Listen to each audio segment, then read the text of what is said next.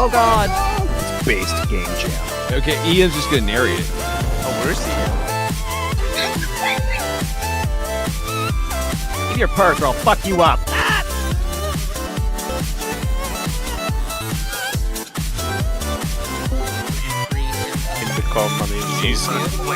Get the grenade! I just did a Game Jam. Biggest Dickus Architectus was my favorite. Named It's Based. Becoming based game jams. It's based. They're called It's Based. Yeah, they've done a great job. And then you're getting things like this right here. Creating this incubator for like based devs to start making based games.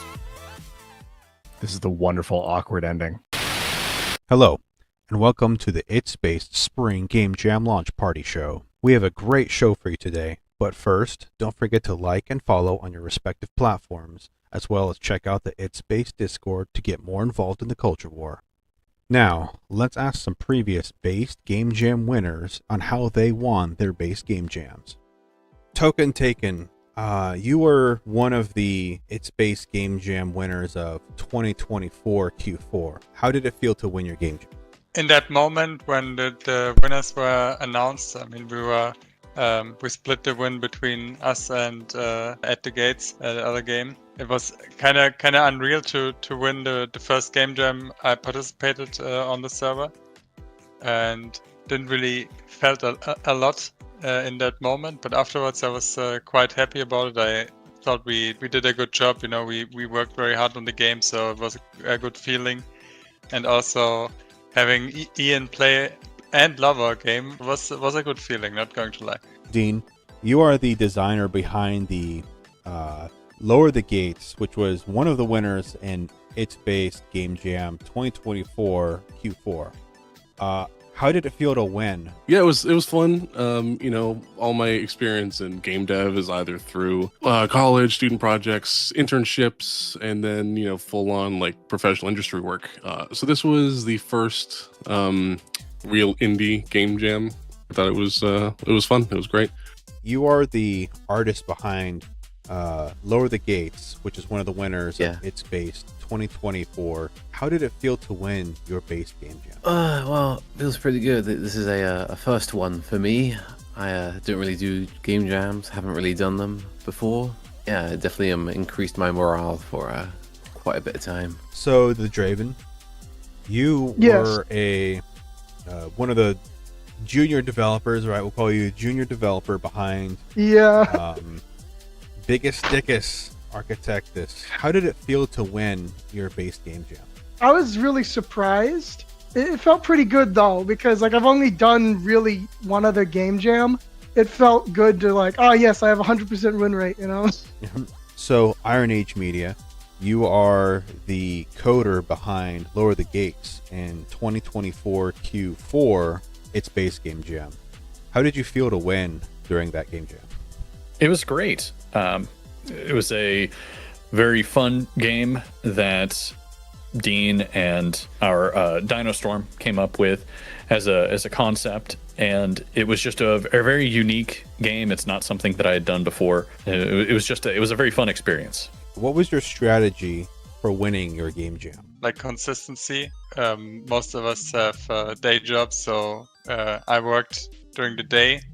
And then, you know, we hopped on at night to work on our game. And game dev is a very competitive field sometimes. You just have to go all in for the 2 or 3 weeks you're doing it. And obviously, I mean, if you go in already knowing a little bit of what you're doing, that also helps. So the theme was SPQR, and so what immediately came to mind because it's debatably, at least in the running for my favorite game of all time, was The Elder Scrolls 4 Oblivion. And in that game, the Imperials are very like Romanesque, and you have in that game the ability to compete in the arena. You have like a whole quest line for it. So that was like the first thing that I thought of. And I knew that Ian Crossland would be a judge, and Ian Crossland talks about Elder Scrolls games all the time, like Morrowind and Oblivion. And so, like, when you're making games, like, you want to know what your target audience is. We can confirm one of the judges likes the source game that we're basing our game off of. So I knew that it would have a strong appeal so long as we were competent enough to make it to the finals. I guess that little bit of what you may call market research was a big part of it. Basically just playing to my strengths and providing value. And that's about it. When we were discussing what game to make, I did kind of want to make a first-person game with like hand-drawn art, so we kind of went with that idea. And I think that paid off. A lot of people quite liked that. And I also did some just general polishing of the game in Godot. Yeah, that art style really put it over the edge to make it, up there. That was something that they talked about repeatedly. Was like a highlight, was your art. What was your strategy for winning that game jam? Did you have a strategy, or did you just kind of wing it? Well, Dean put together a very thorough game design document, and there was a lot more in that document that didn't make it into the game. But the general idea was essentially get the game loop going and make sure that the player was getting feedback and organically understanding what was happening. What was your approach to dealing with the difficult theme of that game jam? Yeah, so, SPQR is pretty specific. Like, I really went the more generic, just like Roman route at first. But then when we had like a little bit of time to polish, we ended up leaning more into the SPQR aspect. And I remember that too, because like during the qualifiers, we'll call it, you had the feedback of, I wish it leaned more into the SPQR stuff. And then this time, when you guys took that advice, polished it, and actually made it really good and fit with the theme. First challenge was to wrap our heads around the theme. We were surprised, let's say, by the SPQR theme. Had like a moment of darkness where nobody had any good ideas, and we were sitting around on the Discord, wondering what to do next. I think it was actually our team member Draven, who was also on there, who said something about balancing stuff on a board, and then we like regained hope in that moment because somehow we got the kernel of a game idea and worked from there. It's funny you should say that. Initially, I didn't have anything that really inspired me for that jam, and it was actually Dean that reached out to me. Yeah, he was definitely much more strategic in what he was doing. Everything that I did was very, I was pretty much focused on trying to get the game feeling good, and then adding enough variety in the stages and enemies to give the player a different and challenging experience. Mm-hmm. What tools did you use to help you succeed? Obviously the amazing and shitty Unreal Engine, like tools as an actual software. I'm using 3ds Max because I'm a boomer and I'm not one of the cool Blender guys, so I'm using that for modeling. What else? Some Photoshop for the textures. And what I also like to use is Notion for like note keeping and stuff. Yeah, as far as like tech stuff, I mean, we just used Godot and Git. Other tools like skills, going to college specifically for game design and game production and having like real life like industry experience certainly helps a lot. Well, basically it was just Godot, and I also used Flash for the drawing and animation.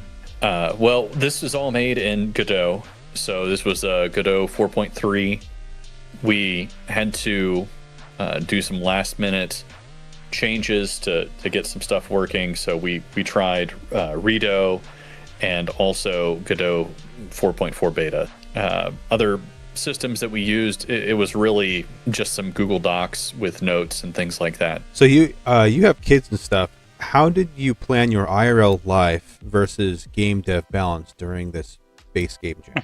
Yeah, well, my kids are pretty forgiving and loving. So I mean, I'm the hostage. You know, I have to let them allow me to work. So I let them run around between my legs and around my computer, basically. Sometimes even turning it off. Yeah, that was actually at first it was pretty hard. It was really tough. There was a couple of days where I had to be like, here, like, I have all this documentation. I have this. It's kind of future proofed a little bit. So like, you know, you're gonna have to do without me for like a day or two. But towards the end, you know, there was a pretty mass layoff, as so many others have experienced in the industry, sadly. So towards the end, I had a lot more time. That certainly helped a bit. Right. Maybe that's part of what gave us the edge towards the end. Who knows? So that means your tips and tricks is to get fired from your real job so you can participate in game jams. Make sure you work somewhere incredibly scummy, and then make sure that you and like 48% of the workforce are on the chopping block, and it'll just make you zoom through these game jams. I think that's the secret sauce. Like, I do games development as my main job as well, which I suppose is good. And so it's just like on the 1 or 2 days, just fitting a couple of hours in little brief intense bursts of speed, and yeah, you know, jump in whenever I can to contribute something. I have a lot of side projects, so I've blocked out evenings after the kids go to bed and certain chunks of time on the weekends where I'm able to buckle down and work, put in the time on that, and that's just a habit that I've built up, and it served me well. What was your biggest motivation? I just want to finish something, you know. I thought it would be really interesting just to kind of test what I can do, like out in the wild in the indie scene with people that I didn't really know before or hadn't really built up any rapport with. Like, we had met the day of. That was my first real, like, out in the wilds game jam. Yeah, I've certainly set a pretty high bar. So if I fuck up this next one, I'm gonna look pretty bad.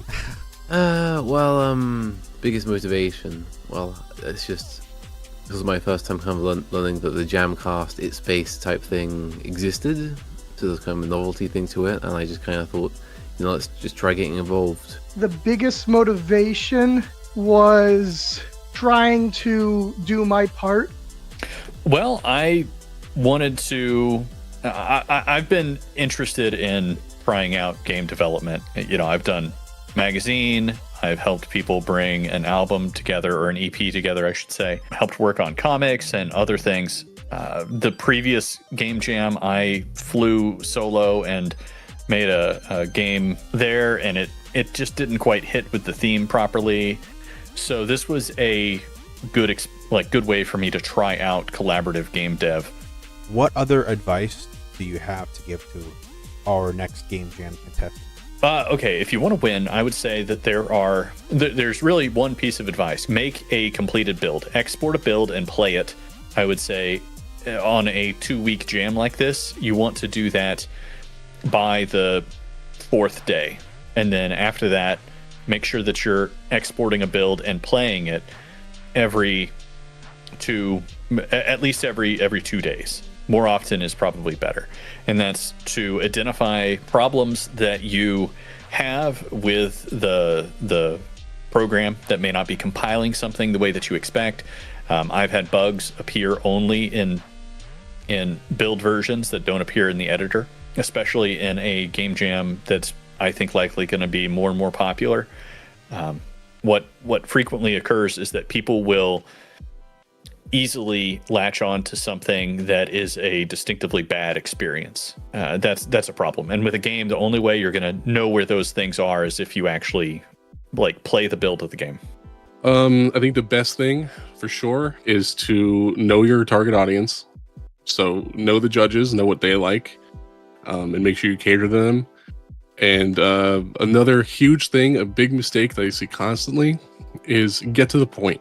Like, they have a very small amount of time to play your game, especially in the preliminaries. Don't have a bunch of dialogue, don't have cutscenes, none of that stuff. Yes, storing games is awesome, it's important, it's all these things. But when people are playing your game for somewhere between 5 and 10 minutes. You really need to get to the point. So essentially, make it so the player is always like they start off facing in the right direction. The controls are right there and easy to see, very self-explanatory. Don't make them dig, don't make them question anything, don't ruin their flow. Start them off immediately in that flow state, and you're going to get some pretty good results. Keep it small, like keep it super small. The bloat will come eventually. Like there's no stopping it, because even if you have like a really, really small game, you're gonna have ideas, lots of them.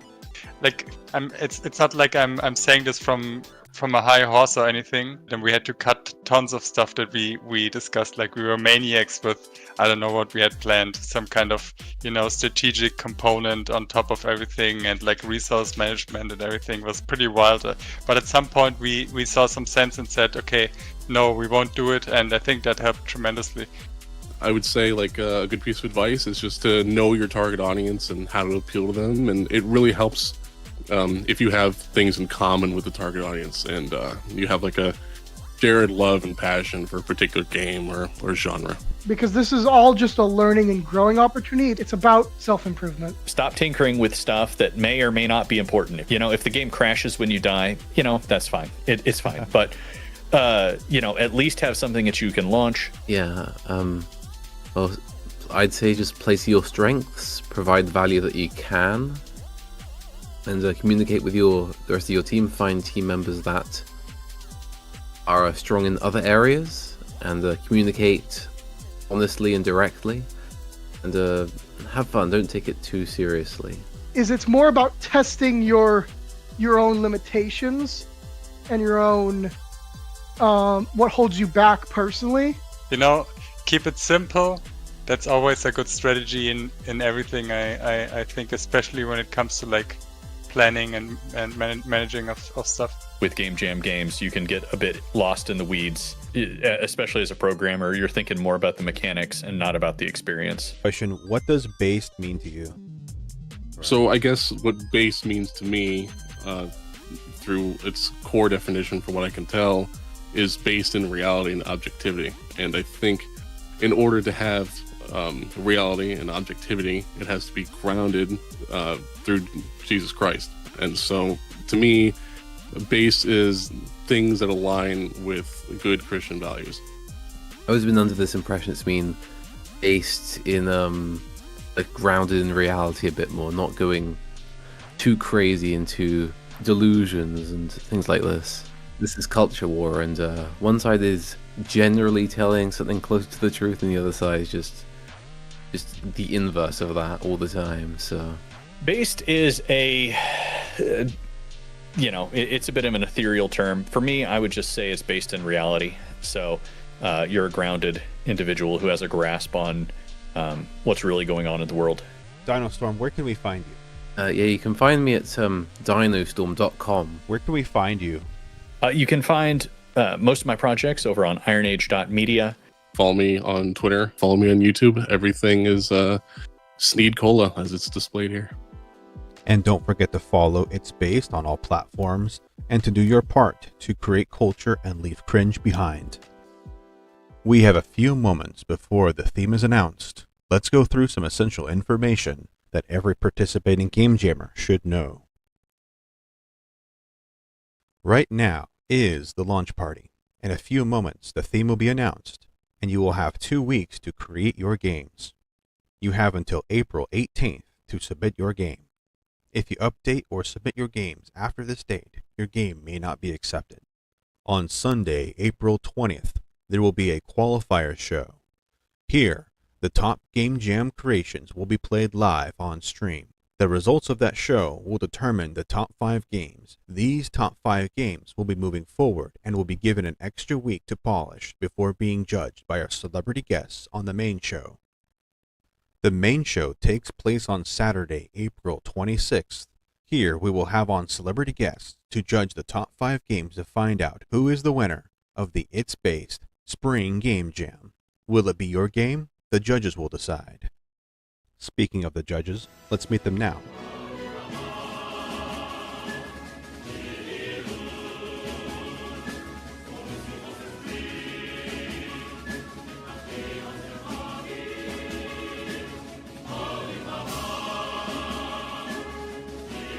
These judges will be judging your Game Jam games on the following criteria. Gameplay. Is your game fun? Do the mechanics work well together? Are you offering a well-crafted experience for your players?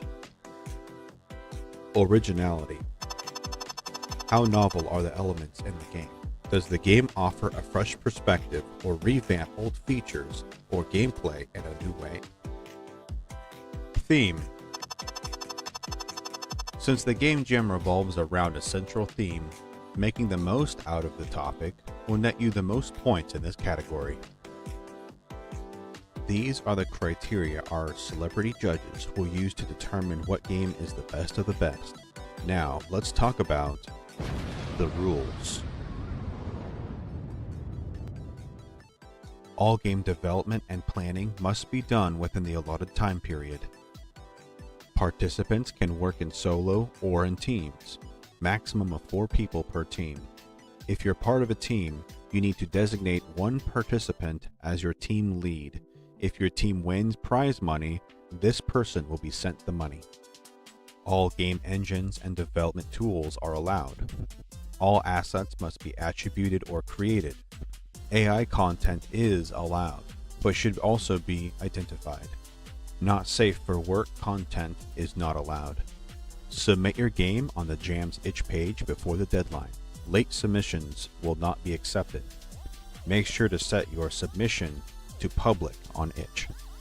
We reserve the right to reject submissions that don't meet the definition of a new game. If you have any questions on the rules, you can use the itch page message board or join the Discord server and ask those questions directly to the Game Jam creators. Now, without further ado, your theme for the Itch Space 2025 Spring Game Jam is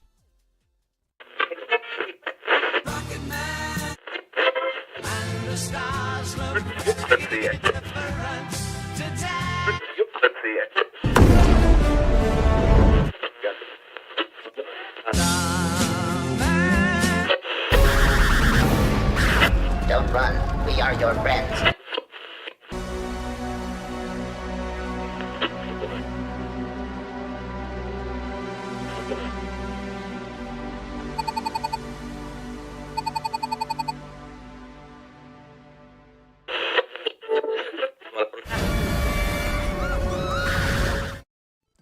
Ladies and gentlemen jammers, you have your theme.